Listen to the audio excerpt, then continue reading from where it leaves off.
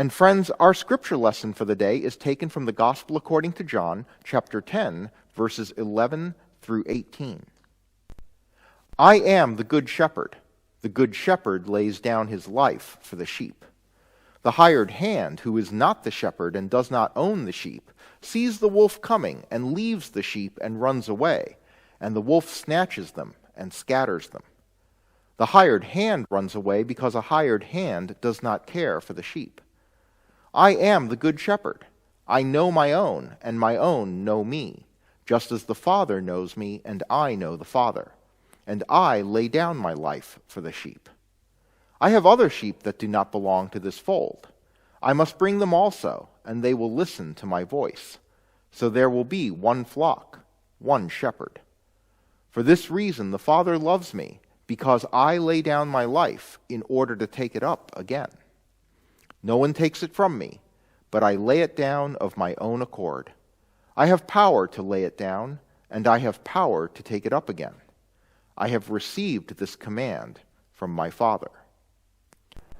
Well, I know that a lot of you have just had breakfast, but if you're like me, it's not long after breakfast that you're thinking about lunch. And one of my favorite foods is buffalo wings. I love them. I really haven't found a flavor that I don't like, and I truly enjoy them. They're one of my favorite things. Now, if you know the history of buffalo wings, you know that they were invented at some restaurant in Buffalo, and so that's why they're called buffalo wings. And it was apparently a late-night snack that a person whipped up for some people who were there. I believe it was after the restaurant closed, and they just wanted a snack, and so they whipped up this dish using some hot sauce they had lying around and wings, and they had the wings just lying around because chicken wings were not popular. The chicken wing was actually close to being considered a waste part of the chicken. It was very, very cheap. Very inexpensive. And now, wings are so costly per pound, right? If you've ever gone to the poultry section and you look at the prices of the various parts, wings are really expensive. And it's all because of the buffalo wing. It's all because of a recipe which enabled people to see this chicken part, which had been considered not valuable, not important, and it became one of the most sought-after parts of the chicken. And this is actually feeding into something which is an important part of the culinary world these days, which is the idea of nose-to-tail eating. Nose-to-tail eating comes out of the notion that we need to honor the life of the animal, right? That if an animal is going to lose its life to be food, then it is truly dishonoring the animal to waste a part of it. The goal should be to waste nothing that is edible. And I think this is a great concept for us to have. The idea that life should never be wasted. And we should apply this to our own lives. I think we should apply it to our own lives and say that nothing in our lives should be wasted.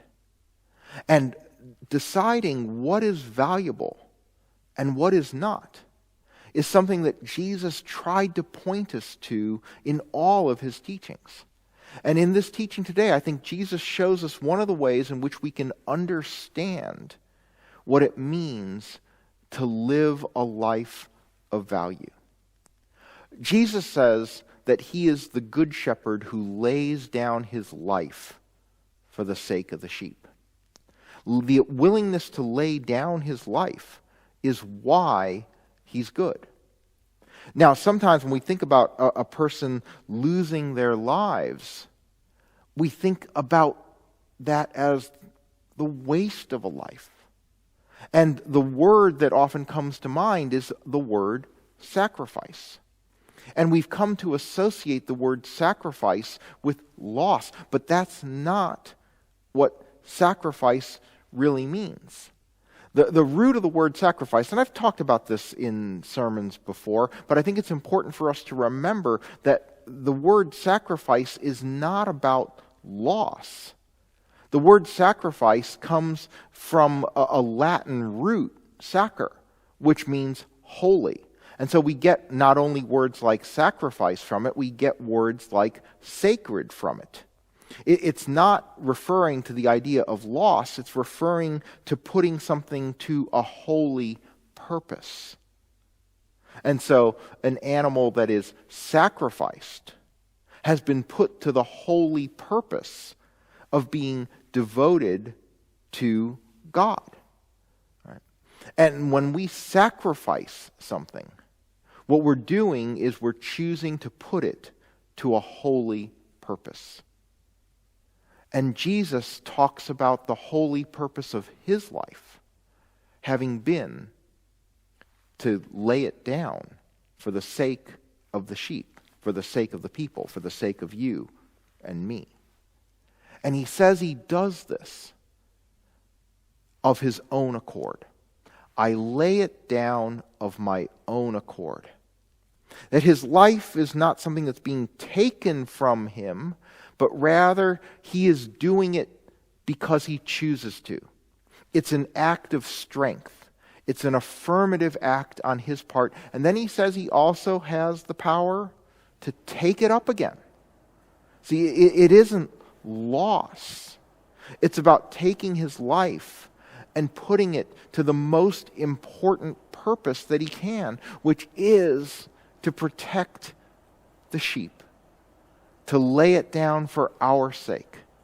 That nothing gave his life greater meaning, greater purpose, than to put it toward us. You see, sacrifice isn't about loss. It's about elevating something to its highest use. And so often when we talk about the way to live our days, we go in the wrong direction. For example, if I say to you, carpe diem, seize the day, what comes to mind? I think for a lot of people, seize the day means doing something for us. Seize the day. Seize an opportunity for ourselves. I don't necessarily think that phrase often evokes the image of sacrifice, but I think that it should. See, I wish that seize the day would mean for people the opportunity, seize the opportunity to elevate our day by putting it to the service of things that are holy. Seize the day, seize the opportunity to take your life and put it toward something befitting the God who gave us that day. Let us put it toward a holy purpose. Because when we don't, when we spend it on ourselves, the results aren't great. Jesus talks about that. Look at what he says about the hired hand. That when the wolf comes, the hired hand isn't willing to do battle. The hired hand isn't willing to risk injury or risk his life. The hired hand is willing to simply run away and allow the sheep to become prey. Because he's thinking about himself. See, a hired hand sees this just as a job. It's just a source of income. It's about him. And when it's just about ourselves, when it's just about you, then we're not living our day to its highest purpose. So the thing that I would like us to think about in looking at our lives is to ask ourselves a pretty simple question. What is there in our lives that we can elevate to a higher use, that we can elevate to a higher purpose?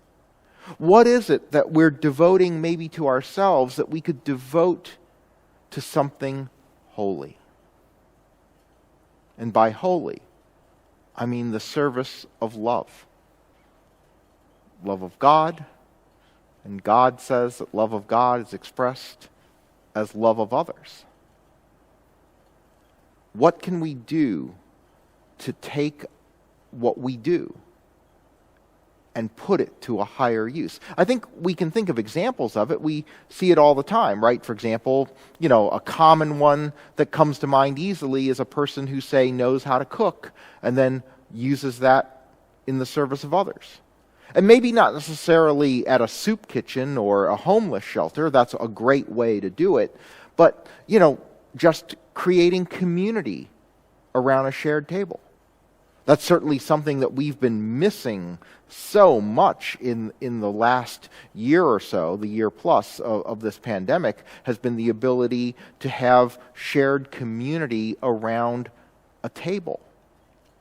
And yet, food, right? The ability to create a great meal is something that is put to a noble use when it's used to create community at the table where the food is served. What in our lives could be put to a higher purpose like that? Probably is something in your life that you could. What in your life is truly being wasted?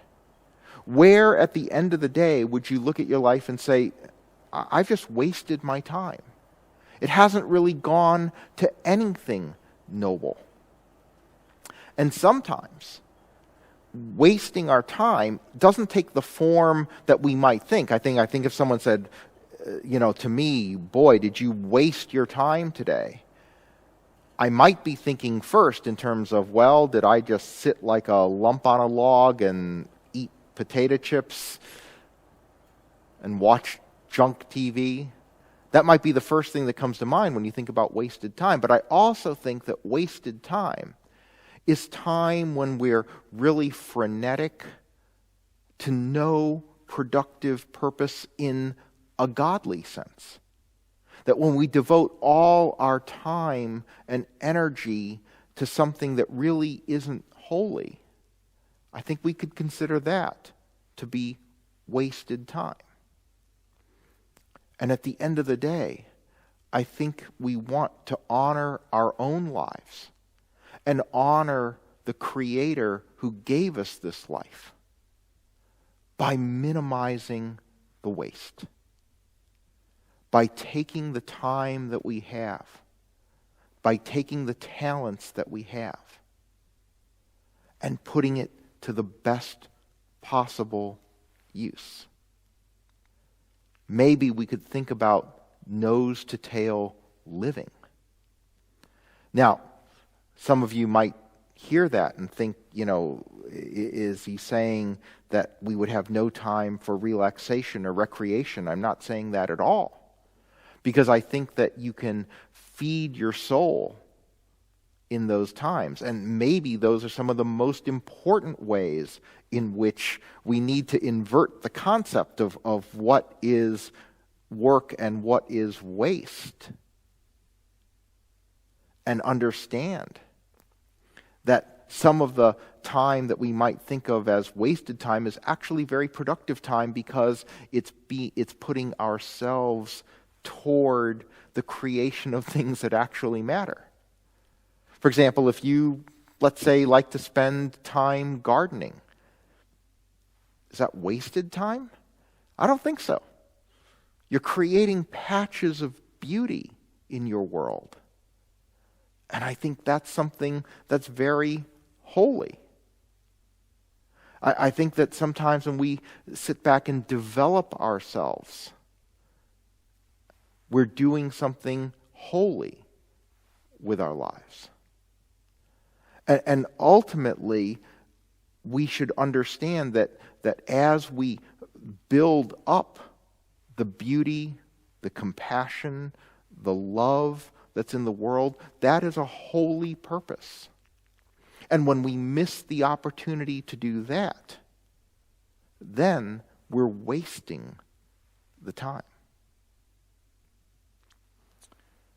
And we don't want to waste the time that we've been given. The goal is never to live the longest possible life. But I think one of the best descriptions that we hear of someone is that they lived a full life. And what does that mean? It means they didn't waste any of the life. And I think that when we see somebody who, say, worked all the time, would you say they lived a full life? I don't think you would. But they built friendships. They built relationships. They helped those who were less fortunate. They made the world a better place. They created things of beauty. I think all of those would be things that you would include in the idea of having lived a full life. And when we take the parts of our lives that maybe are going to waste, that maybe are going to a non-holy purpose, and elevate them, then suddenly we see how much value is possible with that time. I mean, think about the parts of your lives that are kind of like what chicken wings used to be. Maybe those of you who are younger can't even remember the time when a chicken wing wasn't valuable, but if you're my age, you can. What parts of our lives are really more analogous to that wing? It's kind of the throwaway. It was just the cheap part that no one really wanted. But with the right attitude, with the right recipe, it suddenly got elevated to being one of the most valuable parts of the chicken. I think parts of our lives have the potential to become incredibly valuable if only we would decide to do it. If only we would decide to elevate all of our lives toward the holy, I think that we would see that things where we're currently feeling like maybe we're just wasting our time, not a waste at all. We can elevate it. We can take it and put it toward a holy use. We can engage in nose-to-tail living, where at the end of our days, we can look at our lives and say, we wasted almost nothing. Amen.